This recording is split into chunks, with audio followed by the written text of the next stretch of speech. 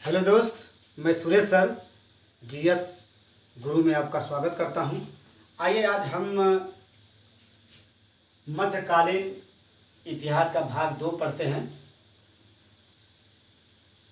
और इसके पहले हमने महमूद गजनवी के बारे में बता रखा था और मोहम्मद बिन कासिम के बारे में कि भारत में प्रथम मुस्लिम आक्रमणकारी या भारत में पहला अरब आक्रमणकारी कौन था, तो मोहम्मद बिन कासिम था।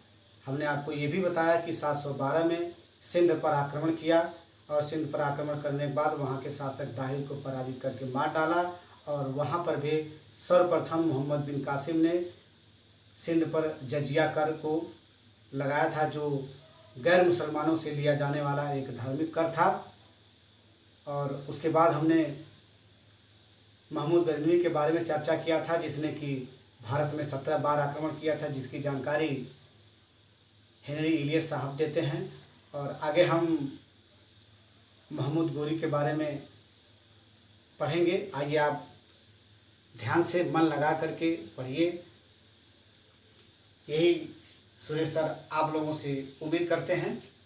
आइए देखते हैं गोरवंश मोहम्मद गोरी, यानी गोरवंश का सबसे प्रतापी शासक मोहम्मद गोरी था। तो पहले हम गोरवंश में देखें कि ये गोर एक स्थान है दोस्त। गोर एक स्थान है जो गजनी और हेरात के बीच में पड़ता है और वहाँ पर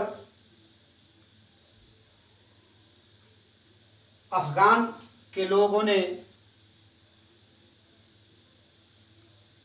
गोरवंश की स्थापना करते हैं और यह अफगान तुर्की के ससगनी वंश के रहते हैं। यह अफगान जो है गोर में गोरवंश की स्थापना करते हैं, जो तुर्की वंश के या तुर्की के ससगनी वंश के लोग रहते हैं। और इसके महत्वपूर्ण शासक मोहम्मद गोरी था। और अब हम मोहम्मद गोरी के बारे में चर्चा करते हैं। मोहम्मद गोरी का पूरा नाम था मोइजुद्दीन मोहम्मद गोरी। कभी कभी ये पूछता है गोरी का पूरा नाम क्या था, मोइजुद्दीन मोहम्मद गोरी। यह एक गोर का महत्वाकांक्षी शासक था। और मोहम्मद गोरी पश्चिम की तरफ न आक्रमण करके पूर्व की तरफ, अपने स्थान से पूर्व की तरफ आक्रमण करता है, क्योंकि पश्चिम की तरफ एक महत्वपूर्ण शासक ख्वारिज़्म शाह रहता है और बहुत ही महत्वाकांक्षी शासक रहता है, बहुत ही शक्तिशाली शासक रहता है। इसलिए पश्चिम की तरफ अपने साम्राज्य को मोहम्मद गोरी न विस्तार करके पूरब की तरफ रुख अपनाता है और भारत की तरफ चलता है। तो वह भारत में एक गोमल दर्रे की ओर से आक्रमण करता है, सबसे पहले मुल्तान पर करता है। तो आइए देखते हैं, थोड़ा सा हम इस मैटर को दर्शाए हैं और यह मैटर हम परीक्षा की दृष्टि से बिल्कुल क्रीम मैटर दिए हैं और इसको बखूबी से आप लोग पढ़िएगा और इग्नोर मत करिएगा। आइए चलते हैं। देखिए, हमने कहा कि वो महत्वाकांक्षी शासक मोइजुद्दीन मोहम्मद गोरी है। अब ये भारत पर आक्रमण करता है, गोमल दर्रे से आक्रमण करता है। ये क्वेश्चन कई बार पूछ चुका है कि मोहम्मद गोरी या महमूद गोरी भारत पर किस दर्रे से आक्रमण करता है, तो गोमल दर्रे से आक्रमण करता है। आगे चलते हैं कि भारत पर सबसे पहले कब और कहाँ आक्रमण किया मोहम्मद गोरी, तो 1175 में मुल्तान पर आक्रमण किया था। यहाँ के शासक करमाती जाति के मुसलमान शासक होते हैं। आगे 1178 में, यानी 75 के बाद 3 साल बाद वो क्या करता है, 1178 में गुजरात पर अर्थात अहिरवाड़ पर आक्रमण करता। वहाँ का शासक मूल राजदूती रहते हैं। इस मूल राजदूती ने मोहम्मद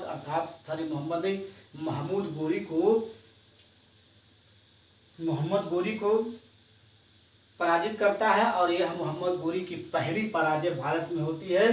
तो नोट में हमने लिखा है, किसी भारतीय नरेशों में मूल राजदूती का पहला शासक, मूल राजदूती पहला ऐसा शासक था जिसने क्या सर्वप्रथम गोरी को पराजित किया था। ये क्वेश्चन कई बार पूछ चुका है। आगे बढ़ते हैं 1186 में गोरी लाहौर की तरफ बढ़ता है और गजनी लाहौर की तरफ बढ़ता है। गजनी पहुंचकर गजनी वंश के अंतिम शासक खुसरो शाह रहते हैं, जिसे पराजित करके उन्हें मार डालता है और गजनी वंश के शासक को बिल्कुल समाप्त कर देता है। यही गजनी वंश का अंत हो जाता है। आगे आगे तराइन का युद्ध हम देखते हैं कि गोरी ने तराइन का युद्ध लड़ता है। तराइन को युद्ध लड़ने का मुख्य कारण यह था कि मोहम्मद गोरी जब भारत पर आक्रमण करता है तो एक भटिंडा नामक स्थान को वह जीत लेता है। यह भटिंडा स्थान जो था पृथ्वीराज चौहान के सीमावर्ती राज्यों से सटा हुआ राज्य था। पृथ्वीराज चौहान भयभीत हो गया। उसके मन में यह डर था कि मोहम्मद गोरी कभी भी हम पर भी आक्रमण कर सकता है। तो उसने मोहम्मद गोरी को चुनौती दिया और 1191 में तराइन का प्रथम युद्ध होता है, जिसमें पृथ्वीराज चौहान मोहम्मद गोरी को पराजित करते हैं। मोहम्मद गोरी फिर गोर वापस चला जाता है। वहाँ जाने के बाद 1 साल तक उसने अच्छी खासी एक सेना का तैयार किया। इसका मुख्य कारण था कि पृथ्वीराज चौहान को पराजित करना। 1 साल बाद अर्थात 1192 में मोहम्मद गोरी भारत की तरफ रुख करता है और पृथ्वीराज चौहान को तराइन के द्वितीय युद्ध में पराजित करके उसे बंदी बनाकर वापस लेके चला जाता है। तो हम ये दिए हैं कि तराइन का प्रथम युद्ध 1191 में होता है। इसका मुख्य कारण भटिंडा पर अधिकार कर लेना। यह भटिंडा पृथ्वीराज चौहान की सीमा से सटा हुआ एक स्थान था। उसको डर था, वह भयभीत हो गया, कभी भी हम पर आक्रमण कर सकता है। अब वह 1 साल के बाद 1192 में तराइन का द्वितीय युद्ध होता है, जिसमें गोरी ने पृथ्वीराज चौहान को बुरी तरह से पराजित करता है और बंदी बनाकर वापस लेके चला जाता है। अब चलते हैं, मोहम्मद गोरी दिल्ली की तरफ बढ़ते हैं। तो दिल्ली को भी जीतने के बाद, दिल्ली जब जीत लेते हैं अर्थात जीतने के बाद, गोरी ऐबक को भारत का प्रतिनिधि नियुक्त करता है। जब मोहम्मद गोरी दिल्ली पर अपना अधिकार कर लेता है, उसी समय गोरी ऐबक को भारत का प्रतिनिधित्व नियुक्त करता है और वहीं से वह वापस भी चला जाता है। अब देखें, कुछ समय पश्चात 1194 में गोरी वापस आता है और कन्नौज अर्थात चंदावर का एक युद्ध होता है और वहाँ के शासक रहते हैं जयचंद। जयचंद के साथ चंदावर का युद्ध होता है और गोरी जयचंद को बुरी तरह से 1194 में पराजित करते हैं और उसे मार भी डालते हैं। वहीं पे इनकी मृत्यु हो जाती है, जयचंद की मृत्यु हो जाती है। तो ये भी मित्र आपका बहुत ही इम्पॉर्टेंट क्वेश्चन है, इसे आप क्या करें, भूलिएगा मत कि चंदावर का युद्ध किसके किसके बीच हुआ, गोरी और जयचंद के बीच, या चंदावर के युद्ध में कौन पराजित हुआ, कौन मारा गया। तो जयचंद मारा गया। कब मारा गया? 1194 में। अब प्रश्न उठता है, देखिए प्रश्न उठता है, उसको याद रखिएगा कि तराइन और चंदावर के युद्ध के बाद भारत में तुर्की राज की बुनियाद रखी गई। जैसे हम आगे चल के आधुनिक भारत में बताएंगे कि प्लासी और बक्सर के युद्ध के बाद भारत में अंग्रेजी राज्य की स्थापना हो गई। तो ये भी क्वेश्चन पूछा जाता है कि किसने दरवाज़ा खोला, किसने बैठने की जगह दी। तो प्लासी के युद्ध ने दरवाज़ा खोला और बक्सर के युद्ध ने अंग्रेजों को भारतीय गद्दी पर या भारतीय प्रशासन पर अधिकार करने का मौका दिया। तो उसी तरीके से कहा गया है कि तराइन और चंदावर के युद्ध के बाद भारत में तुर्की राज्य की स्थापना हुई अर्थात बुनियाद रखी गई। अब आगे है कि 1202 ईस्वी में ऐबक का एक सेनापति रहता है। अब ऐबक साहब मुख्य भूमिका निभाते हैं कि 1202 में ऐबक का एक सेनापति रहता है मोहम्मद बख्तियार खिलजी। ये बहुत ही तेज तर्रार सेनापति हुआ करता है, जिसने एक बौद्ध स्थल रहता है, बौद्ध अर्थात विद्या शिक्षा केंद्र होता है जो नालंदा और विक्रमशिला एक बौद्ध शिक्षा केंद्र होता है, जिसे बिल्कुल बख्तियार खिलजी बिल्कुल तहस नहस करके क्या करता है, समाप्त कर देता है, नष्ट कर देता है। तो ये भी क्वेश्चन कई बार पूछ चुका है कि नालंदा था विक्रमशिला शिक्षा केंद्र को किसने नष्ट किया। तो मोहम्मद बख्तियार खिलजी ने नष्ट किया था। अगला टॉपिक है 1205 में मध्य एशिया का शासक ख्वारिज़्म-शाह रहते हैं। इसने मोहम्मद गोरी को अंध युद्ध में पराजित किया। बहुत ही बुरी तरीके से गोरी को पराजित करते हैं और यह ख्वारिज़्म-शाह ने मोहम्मद गोरी को पराजित करने के बाद ख्वारिज़्म-शाह ने सिकंदर शाह द्वितीय की उपाधि धारण किया था। ये भी क्वेश्चन कई बार आ चुका है। अब आता है मोहम्मद गोरी का अंतिम आक्रमण। अंतिम आक्रमण खोखरे को विरुद्ध होता है। क्यों होता है? क्योंकि जब वह युद्ध जीते, इसके पहले जब युद्ध जीत कर मोहम्मद गोरी वापस जाता है तो रास्ते में ही इन खोखरों ने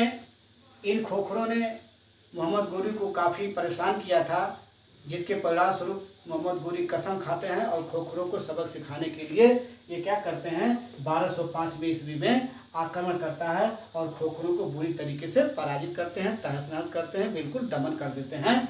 यह खोखर कहाँ पे थे? तो झेलम और चेनाब नदी के बीच में यह रहते हैं। काफ़ी इनका ये बहुत ही लड़ाकू जाति होते हैं। अब आगे चलते हैं। मोहम्मद गोरी की मृत्यु। मोहम्मद गोरी की मृत्यु जो है 15 मार्च 1206 ईस्वी को हो जाती है, जिसे गजनी में इन्हें दफना दिया जाता है। ये क्वेश्चन कई बार पूछ चुका है कि मोहम्मद गोरी को कहाँ पे दफनाया गया, तो 1206 में गजनी में दफनाया गया। ये तो है मोहम्मद गोरी का आपका पूरा का पूरा हिस्ट्री। अब आप चलते हैं मोहम्मद गोरी ने क्या क्या किया था। मोहम्मद गोरी बहुत ही दो कार्य किया था कि क्वेश्चन कई बार पूछ चुका है कि मोहम्मद गोरी अपने सिक्कों पर लक्ष्मी की आकृति को अंकित करवाया था, अर्थात छपवाया था। और देवनागरी लिपि में दूसरे तरफ क्या करता है, देवनागरी लिपि में मोहम्मद बिन शाह नाम को क्या किया था, अंकित करवाया था। तो ये भी क्वेश्चन दोनों का क्वेश्चन पूछ चुका है कि किसने अपने सिक्कों पर लक्ष्मी की आकृति बनवाई थी, तो मोहम्मद गोरी ने बनवाई थी। और किसने मोहम्मद बिन शाह की उपाधि नहीं, अपने सिक्कों पर मोहम्मद बिन शाह को अंकित करवाया था, तो मोहम्मद गोरी ने करवाया था। यह है आपका मोहम्मद गोरी के बारे में मुख्य बातें हैं, इसको आप इग्नोर मत करिएगा। और सुरेश सर से यही निवेदन है, सुरेश सर आपसे यही निवेदन करेंगे और बार बार करेंगे कि आप मेरे इस मैटर को पढ़ने के बाद अच्छा तो ज़रूर लगेगा, मेरे चैनल को सब्सक्राइब करिए और लाइक करिए, बेल आइकन की घंटी दबाइए और शेयर करिए, अपने मित्रों को बताइए, जिससे कि आपका भी लाभ हो, आपके साथ साथ हमारा भी लाभ हो। आगे का मैटर कल हम आपको बताएंगे। धन्यवाद।